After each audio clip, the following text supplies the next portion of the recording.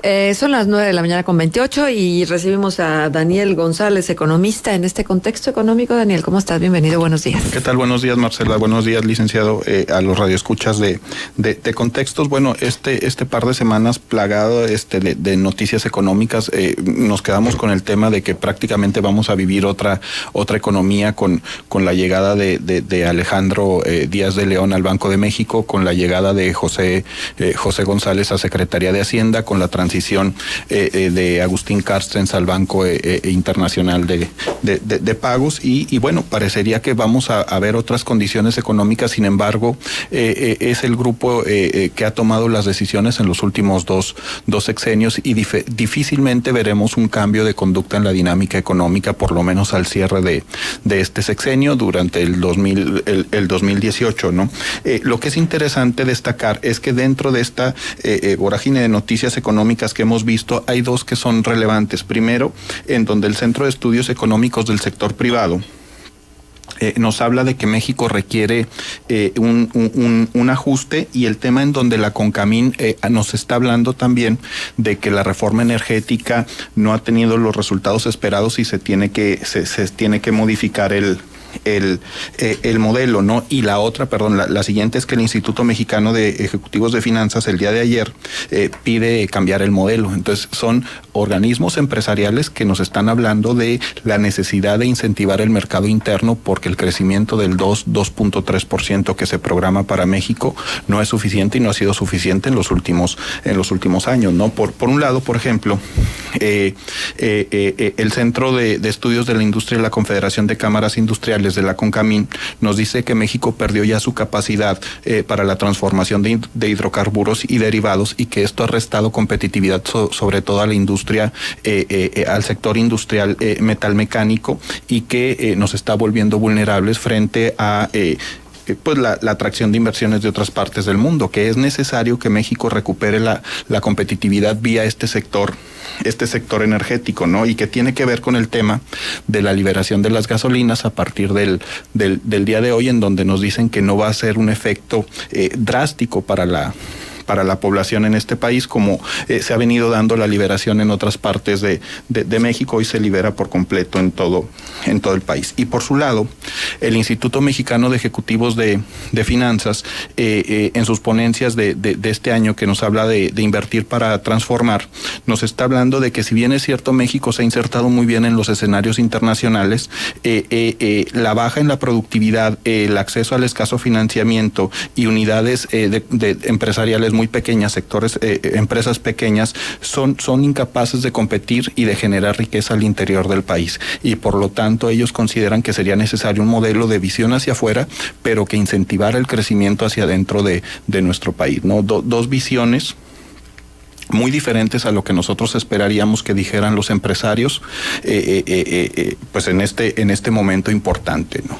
Ahora, un factor muy importante es el hecho de el informe que presentó el día de ayer el IMCO del índice de competitividad internacional, en el que la buena noticia fue que México subió un lugar del 36 al 35 de 42 países. Pero la mala noticia es que todos los países absolutamente subieron muchísimo más en indicadores que el nuestro. Entonces, eso nos habla precisamente de lo que comentabas hace unos momentos, Daniel, de la necesidad de incentivar la competitividad, que pues en nuestro país está por los suelos. Es decir, no es mucha ventaja el hecho que no, es que ya subimos del 36 al 35. Sí, pero en todos los indicadores, absolutamente los demás países subieron más que nosotros. Ahora, Juan, debemos recordar que es el lugar número 36 de 43 países. Sí. Estamos a 6 lugares del último lugar. Exactamente. Pero si tú lo mides con respecto al 2006, México era el lugar número 33. Sí. En este sexenio perdimos 3 lugares en materia de competitividad, y esto te lo enlazamos con la información de Moody's, no sin antes decir que esta información que nos da el IMCO en materia de competitividad internacional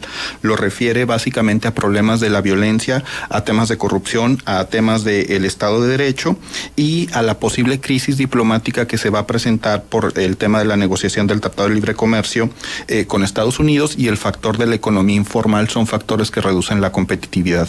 Y retomando esta información, por otro lado, Moody's nos habla de que estados y municipios también se encuentran en riesgo, que es otra visión el sector gobierno de la economía mexicana, en el sentido de que el gasto electoral que se va a generar el año que entra, las negociaciones del Tratado de Libre Comercio, el incremento de la deuda de estados y municipios son factores de riesgo para la economía mexicana, en donde está hablando Moody's de que 22 de los estados en México están en una perspectiva negativa. 22 estados, es una cifra muy grande debido a la forma en cómo se están endeudando en el corto plazo. Claro. Y que si bien es cierto, los mexicanos estamos cargando con los pagos del ISR, las micros, pequeñas, medianas empresas, con el IVA, con el tema del IEPS por la modificación de las gasolinas, pues nosotros no vemos cómo los gobiernos estén apretando el cinturón para enfrentar esta dinámica en la economía mexicana, ¿no? Por darte una cifra, Marcela. Sí, en lo que va del sexenio, la gasolina magna se ha incrementado 55%. El actual gobierno recibió el precio de la gasolina en 10.81 y ahora el día de ayer estaba en 16.76. Por otro lado, la gasolina premium se modificó 62.6%, pasó de los 11.37 a los 18.48, y el diésel una modificación del 57%. ¿Por qué son importantes estas cifras? Porque por el otro lado se está negociando en Estados Unidos una reforma fiscal que nos habla de la reducción del impuesto sobre la renta del 30 al 20%. Si en México tenemos un impuesto sobre la renta del 30%, esta reducción fiscal en Estados Unidos va a hacer que inversiones se regresen a Estados Unidos. Ese es el objetivo. Y entonces se reducirán los ingresos del gobierno mexicano y de alguna manera los va a tener que recuperar. De acuerdo al Centro de Estudios Económicos del Sector Privado, se generará una diferencia de 50 mil millones de pesos que se va a recuperar o por IEPS o por modificación en IVA. Oye, Daniel, finalmente tiene muy claro Trump a dónde va. El espíritu proteccionista de todas y cada una de sus acciones se hace evidente. Nada más déjame preguntarte algo, y yo creo que dentro de esas cifras tendríamos que considerar lo que ha aumentado el gas. El gas es de verdad impresionante el aumento que ha venido teniendo y que nos daría una luz.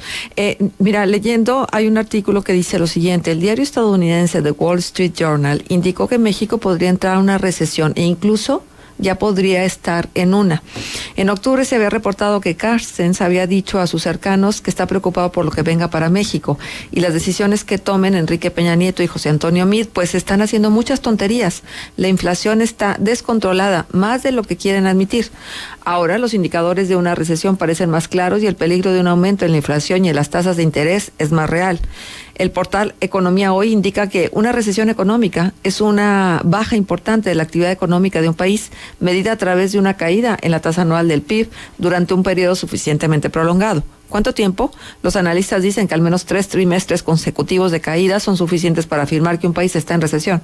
Sobre esto último, The Wall Street Journal recuerda los recientes comportamientos de la Bolsa Mexicana de Valores, el día en que la atención se centró en la renuncia de José Antonio Meade a la Secretaría de Hacienda para buscar la candidatura presidencial del PRI. Ojo, la bolsa cayó en 1.39% y eso casi pasó inadvertido. Además, el diario menciona el reciente cambio del gobernador del Banco de México, se va Agustín Carstens, entra Alejandro Díaz de León. El experto Simón Levy indicó que los síntomas de esta recesión se manifestarán plenamente. Ojo, de verdad hay que prevenir. Febrero de 2018, con peligrosos déficits en balanza de pago y cuenta corriente, y responsabilizó a Meade de este escenario. Bueno, entre otras muchas cosas que dice esta nota bueno, no es que ahí venga el lobo, es que el lobo está aquí. Sí, y bueno, en función de esta transición entre Carstens y Alejandro Díaz de León, nos hablan de que hay 3 retos para la política monetaria, ¿no? Para las decisiones del Banco de México, que tiene que ver con la estabilidad del tipo de cambio, con la política monetaria y cómo nos vamos a manejar en este año, y el complejo escenario electoral que se va a presentar durante el año siguiente. Y esto tiene mucho que ver con otra noticia que es bien importante para la economía mexicana y que es que Estados Unidos está sorprendiendo en el tercer trimestre con un crecimiento del 3.3%, cuando se esperaba un crecimiento del 3%. Si ya está teniendo un incremento en el crecimiento de Estados Unidos, aún sin la reforma fiscal de la que estamos hablando, esto se va a traducir en un fortalecimiento del dólar, que seguramente impactará en la relación peso esta otra moneda, con el impacto siguiente en temas de inflación y el otro tema que tiene que ver con las tasas de interés. Parecería una contradicción que si a Estados Unidos le va bien, pues a nosotros nos tendría que ir bien. Sin embargo, en variables, sobre todo de política monetaria, es donde vemos el impacto en el más corto plazo vía tasas de interés, vía inflación. Daniel, ¿tú ves condiciones de recesión? A mí me parece que no todavía por el crecimiento de Estados Unidos. Sin embargo, me parece un escenario en donde la inflación no va a ser controlada como se espera en los próximos meses, y sobre todo un tema de la posibilidad de un reajuste en la política fiscal para enfrentar esta reforma que sin duda a mí me parece que sí van a aprobar en Estados Unidos. El 35% de ISR que se paga en México, ¿debería de ajustarse? ¿Tendríamos que tener una nueva reforma fiscal? Por lo menos tendríamos que hacer un ajuste reduciendo el ISR para poder enfrentar esta nueva dinámica competitiva con Estados Unidos, y como te lo digo, puede ser a través de un incremento en el IVA del 16% que pase. Por ejemplo, el CESP te habla de un incremento al 17%, que es una recaudación de 50,000 millones de pesos, o el otro tiene que ver con un aumento en el IEPS, en el impuesto que nos impacta directamente en el tema de la gasolina, para no tener esta pérdida de ingreso por parte del gobierno federal. Ahora, eso es como si viéramos el bosque, ¿no?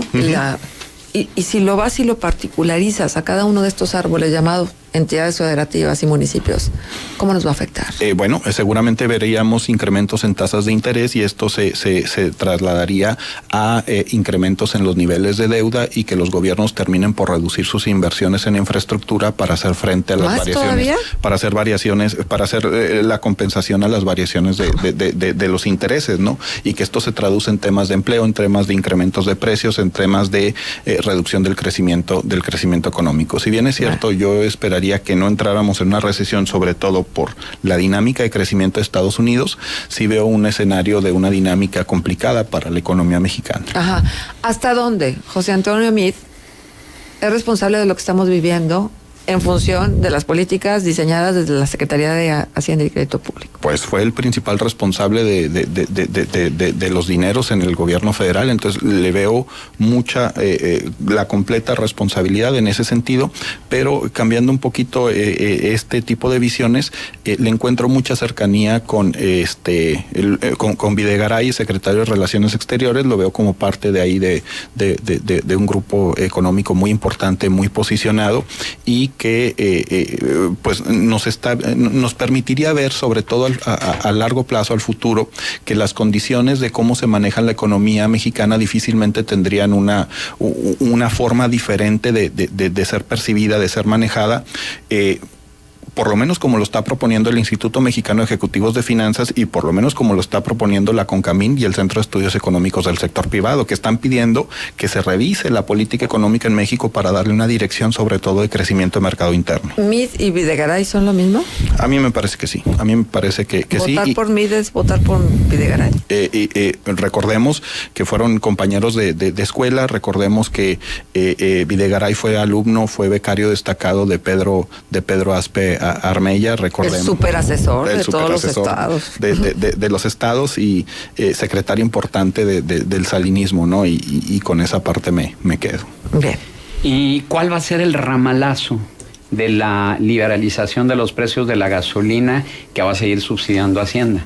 Bueno, la información oficial es que no se va a tener ningún tipo de impacto, que así como se ha venido liberando de manera pausada, paulatina, pues ahora ya con la completa liberación no tendremos un impacto significativo. Sin embargo, son las condiciones económicas que enfrentará México a partir del siguiente año lo que determinará la variación del precio de la gasolina en función me parece, los incrementos impositivos del IEPS. Si bien es cierto, en su momento, el ahora candidato del PRI, precandidato del PRI, José Antonio Meade, nos dice que no habría una modificación en política fiscal, la política fiscal en Estados Unidos podría generar una necesidad de un ajuste para la política en México. Pero liberar los precios y seguir con el subsidio no resulta hasta cierto punto contradictorio. Es una tremenda contradicción de decisiones, ¿no? ¿Cómo mantienes el subsidio y dices que está liberado, y por el otro cómo manejas el subsidio, y es a través del impuesto en la gasolina como tú recuperas esta salida, ¿no? Es parte de lo que hemos visto durante todo este sexenio, por lo menos así lo considero en materia de política económica, ¿no? Cómo se da un mensaje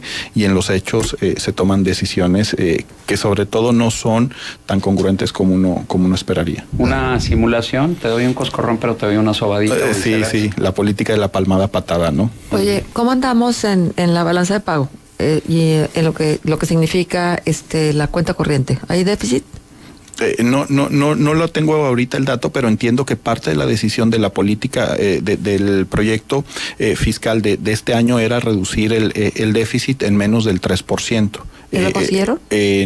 Esperaríamos al final del año. Bueno, la información se tendría que presentar en marzo de este año para ver si se logró ajustar. El déficit se va a presentar, pero aquí el objetivo era mantenerlo por abajo del 3%. Pero que no se va a lograr, de hecho, no se va a lograr porque hubo una gran cantidad de sobreejercicios del presupuesto en la mayoría de los rubros. Entonces, esas condiciones afectarán definitivamente este logro del objetivo, que se presenta con el informe anual del Banco de México, donde vemos estos resultados, y por lo regular se informa la segunda, la tercera semana de marzo. Tendríamos que esperar ese momento para ver si se consiguió el objetivo del déficit del 3%. El déficit está presente. Lo que no sabemos es la cuantía y si se mantiene bajo los objetivos de la Secretaría de Hacienda. Bien, el sexenio del empleo. Definitivamente, ¿no? El sexenio del empleo, más de 3 millones de empleos generados. Seguramente este año veremos cómo se rebasan el 40%, el millón de empleos generados en nuestro país, pero también acaba de sacar una nota,